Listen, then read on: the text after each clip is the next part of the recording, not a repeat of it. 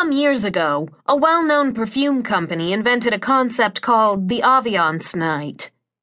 In the ads, a housewife was shown primping for a night on the town, sashaying around the bedroom and flipping her hair from one side to the other as she puts on her earrings. As she douses herself with Ambiance perfume, an unseen chorus conjectures excitedly that she's gonna have an Ambiance night. I never had an Ambiance night. I don't, as a general rule, sashay. But I cannot completely silence that part of me that longs, every now and again, to be heading off confidently and aromatically into a night of candle-lit romance. My longing tends to coalesce and rise to the surface like chicken fat every February. A word about Valentine's Day. This was originally a holiday for a god who protected shepherds' flocks from the wolves outside Rome. I don't know how we got from livestock surveillance to romantic love, but if I had to tender a guess, I'd say it had something to do with the Hallmark Company. We really have to watch these guys because soon we're going to find ourselves sending cards for Plumbers and Steamfitters Day. You bring a special kind of caring to our water-serviced area. It's not that my husband and I don't go out. Every Valentine's Day, Ed will dutifully reserve a table at a romantic restaurant. I look forward to it until about 5 o'clock on the actual date. Somehow the mood never seems to fit. I put on perfume and wait for the unseen chorus to kick in, but hear instead the dulcet tones of my sweatpants calling out to me.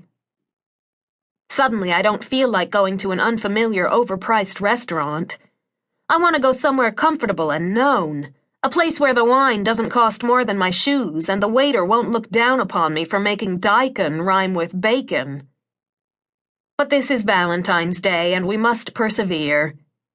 For tomorrow, the Ambiance Day after, friends and co-workers will grill us as to the activities of the night before. The living room is not an acceptable answer to, where did Ed take you for Valentine's? This year is no different. Poor Ed.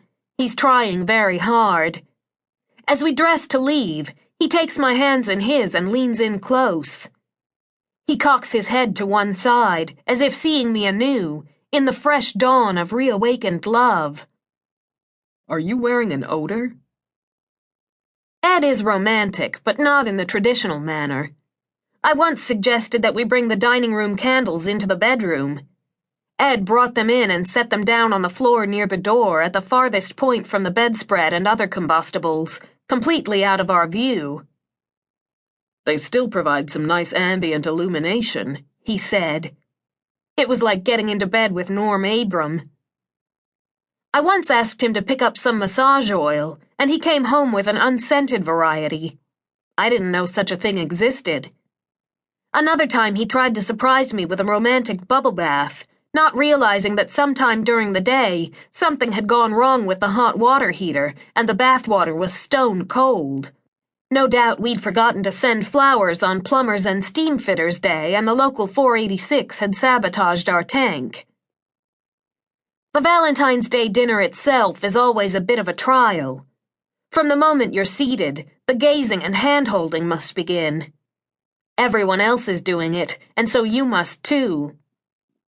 No matter what kind of day you've had or how long you've been married, the two of you must appear to be utterly, helplessly captivated by each other, unable to think about anything else.